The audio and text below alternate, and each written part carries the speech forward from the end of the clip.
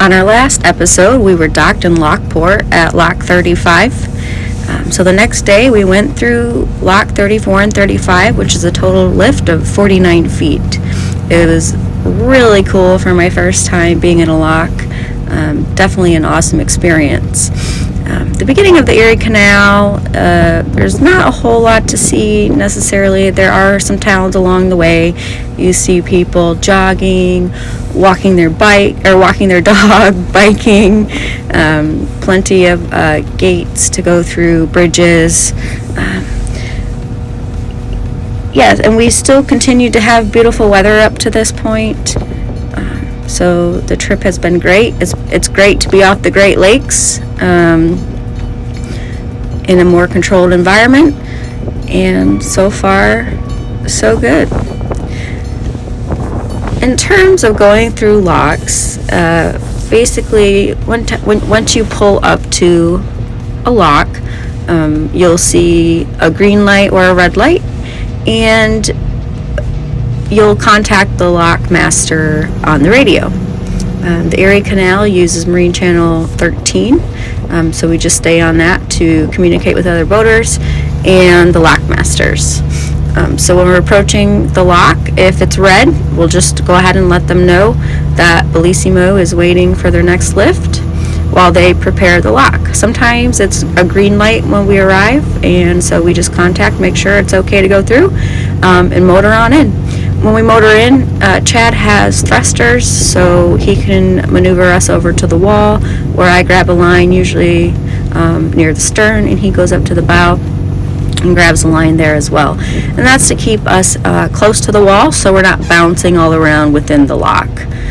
Most of the locks that we went through, there were not many other boaters. There was one day that was really busy due to a flotilla going through, and I want to say that was about eight boats from small to yacht size. So that was cool. It is nice being in there when it's not too crowded. And then in terms of wind, we only had about one windy day where we were kind of being pushed around. But yeah, overall it was great weather. I love seeing all the different bridges. We definitely, in the flotilla that we accidentally got caught up in, we were waving at people out on their docks. They were out there to see the Seneca and the tugboat. And I'm not exactly sure of the history there, but it is on Google if you want to do a little research on that for the 200 years celebration. At one of our stops for a pump out, we met Captain Jack's crew. It was really great chatting with them, and it's always great to have a contact on the water, and you kind of stay in touch. So shout out to Captain Jack's crew. It's nice meeting you.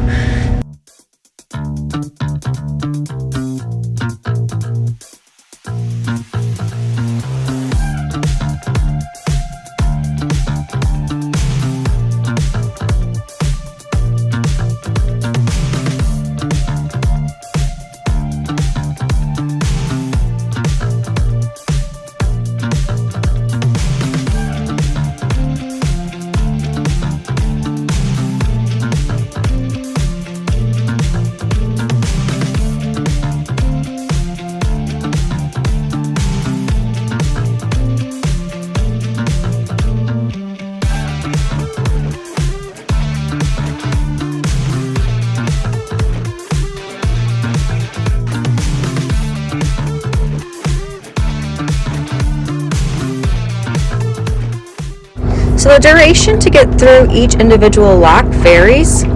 Some are a little bit slower in terms of how quickly the water goes out or in. And then also it depends on the lift footage. So sometimes we might encounter a lift that's only 6 foot or 8 foot, 10 foot, and they go all the way into the 40 foot range. So the 30 and 40 foot ones were fun. They didn't take too long. I would say under 10 minutes. Just depends on how quickly you get in there, and again, the water speed. So there's usually a lot of people around the locks that like to go out for a walk, whether it's with their dog or friends, and kind of just watch the boats come in and go up and down. So it's cool to chat with the locals, get recommendations, or just a friendly hello. And plenty of dogs to pet as well.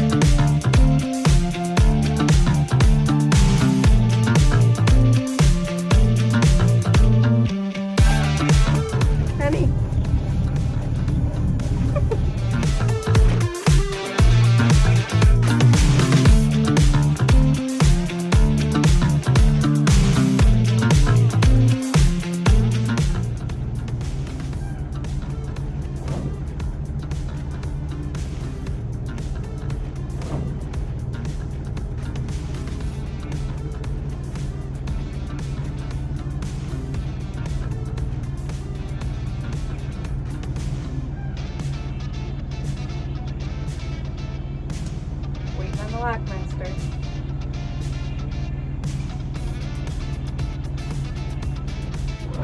It's almost full, should be about 2 minutes. Okay, thank you so much.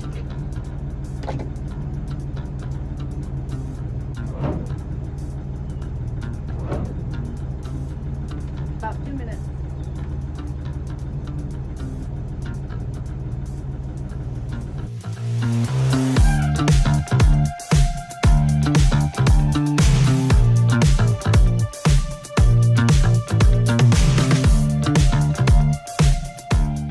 Since I'm temporarily banned from driving the dinghy due to almost throwing Chad off the front, I was actually allowed to drive the main ship.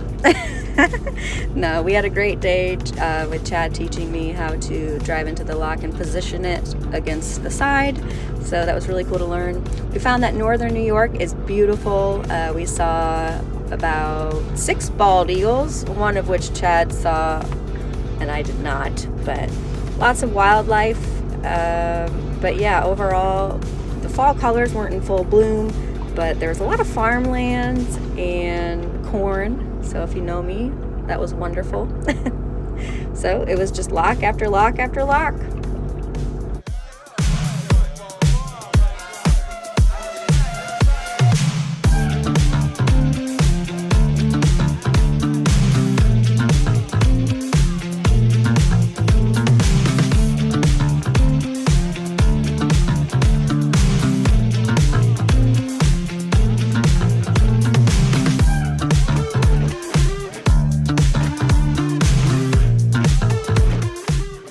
Unfortunately, my electric scooter stopped working.